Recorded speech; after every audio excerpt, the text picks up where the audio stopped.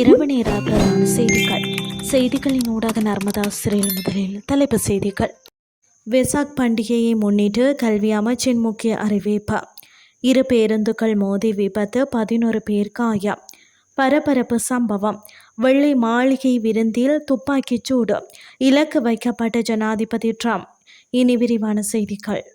அரச வெசாக் பௌர்ணமி பண்டிகையை முன்னிட்டு பாடசாலைகள், கல்வியற் கல்லூரிகள், பிரிவினாக்கள் மற்றும் ஆசிரியர் பயிற்சி நிறுவனங்களில் ஏற்பாடு செய்யப்பட வேண்டிய நிகழ்ச்சிகள் தொடர்பான சுற்று நிரூபத்தை கல்வி, உயர்கல்வி மற்றும் தொழில் கல்வி அமைச்சு வெளியிட்டுள்ளது. அரச வெசாக் பௌர்ணமி பண்டிகையுடன் இணைந்ததாக மே 26 முதல் ஜூன் 2 வரை வெசாக் வாரமாக பிரகடனப்படுத்தப்பட்டுள்ளது.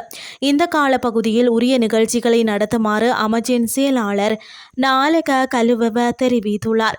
2026 மே 30 வரும் வெசாக் தினத்தை முன்னிட்டு அரச வெசாக் விழா மே 27 மாத்தறை திககொட மிடல்லவல பிரதான விகாரையில் நடைபெறவுள்ளது. புத்த சாசன, மத மற்றும் கலாச்சார விவகார அமைச்சு மற்றும் பௌத்த விவகார திணைக்களம் ஆகியன இணைந்து இந்த விழாவை ஏற்பாடு செய்துள்ளன. இந்த நிகழ்ச்சிகளை எவ்வாறு ஒழுங்கமைக்க வேண்டும் என்பது தொடர்பான அறிவுறுத்தல்களையும் மாதிரி திட்டம் ஒன்றையும் கல்வி அமைச்சு வழங்கியுள்ளது. தத்தமது நிறுவன சூழலுக்கு பொருத்தமான வகையில் இந்த நிகழ்ச்சிகளை நடைமுறைப்படுத்துமாறு கல்வி நிறுவனங்களுக்கு அறிவுறுத்தப்பட்டுள்ளது. தம்புளை மாத்தளை பிரதான வீதியின் நாவுல நாளந்த பகுதியில் இன்று காலை இடம்பெற்ற வீதி விபத்தில் 11 பேர் காயமடைந்துள்ளனர். தனியார் பேருந்து ஒன்றும் இலங்கை போக்குவரத்து சபைக்கு சொந்தமான பேருந்து ஒன்றும் இன்று காலை நேருக்கு நேர் மோதி விபத்துக்குள்ளாகியுள்ளன. இந்த விபத்தில் காயமடைந்த 11 பயணிகள் சிகிச்சைக்காக நாளந்த மாவட்ட மருத்துவமனை மற்றும் மாத்தளை மருத்துவமனையில் அனுமதிக்கப்பட்டுள்ளனர். இதேவேளை அவர்களில் ஒருவரது நிலை கவலைக்கிடமாக உள்ளதாக மருத்துவமனை வட்டாரங்கள் தெரிவிக்கின்றன. சம்பவம் தொடர்பில் தனியார் பேருந்தின் சாரதியை காவல்துறையினர் கைது செய்துள்ளனர்.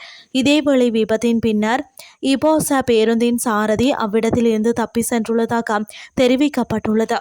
குறித்த விபத்து தொடர்பான மேலதிக விசாரணைகளை நாவுல காவல்துறையினர் முன்னெடுத்து வருகின்றனர். இனி வெளிநாட்டு செய்திகள். இரவு விருந்தின் போது நடந்த துப்பாக்கி சூடு சம்பவத்தில் ஜனாதிபதி டொனால்ட் ட்ரம்ப் மற்றும் முதல் பெண்மணி ஆகியோர் காயமின்றி தப்பியதாக சர்வதேச ஊடகங்கள் செய்தி வெளியிட்டுள்ளன. வாஷிங்டனில் உள்ள வாஷிங்டன் கில்டன் கோட்டலில் நடைபெற்ற வெள்ளை மாளிகை செய்தியாளர்கள் சங்கத்தின் வருடாந்த இரவு விருந்து நிகழ்வின் போதே இந்த சம்பவம் இடம்பெற்றுள்ளது.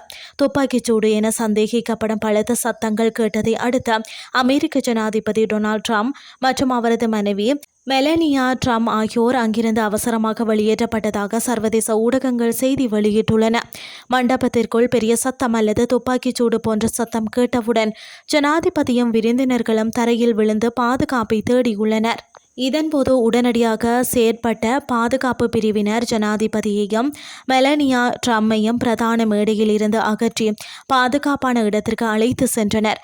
துணை அதிபர் ஜேடி வேன்ஸ் மற்றும் அவரது அமைச்சரவை உறுப்பினர்கள் அனைவரும் பாதுகாப்பாக உள்ளனர் என்றும் அதிகாரிகள் தெரிவித்துள்ளனர். இந்த சம்பவம் குறித்து கருத்து தெரிவித்த வெள்ளை மாளிகை செய்தியாளர்கள் சங்கத்தின் தலைவி வெய்ஜியா ஜியாங் மேலதிக விசாரணைகள் முன்னெடுக்கப்படும், அதேவேளை தற்காலிகமாக நிறுத்தப்பட்டிருந்த நிகழ்வு மீண்டும் தொடரும் என குறிப்பிட்டுள்ளார். ட்ரூத் சோசியல் தளத்தில் பதிவிட்ட ஒரு பதிவில் ட்ரம்ப் இரகசிய சேவை மற்றும் சட்ட அமலாக்கத்துறையை பாராட்டியதோடு துப்பாக்கிச்சூடு நடத்தியவர் கைது செய்யப்பட்டதாகவும் தெரிவித்துள்ளார்.